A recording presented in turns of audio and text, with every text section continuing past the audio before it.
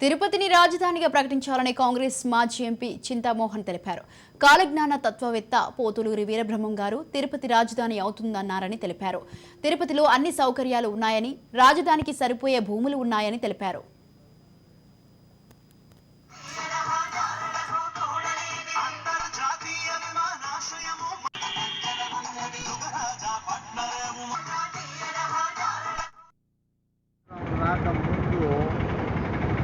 బ్రహ్మం గారు కాలపత్రాల్లో రాస్తున్నారు. తిరుపతి రాజల 53లో మద్రాసు నుంచి ఆంధ్ర విభజన అయింది. ఆ విభజన సమయంలో తిరుపతిని రాజధాని నగరం చేయమని ఎన్జి రంగా నెహ్రూని అడిగాడు. ఆ రోజు సంజీవరెడ్డి తిరుపతికి ఒప్పుకోలేదు. దాన్ని కర్నూలుకు తీసుకెళ్ళాడు.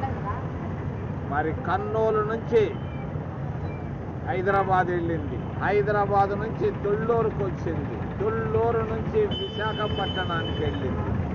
మరి ఇవన్నీ చూస్తే ఆ రోజు బ్రహ్మం గారు చెప్పిన మాటే జరగబోతా ఉందని అనిపిస్తూ ఉంది.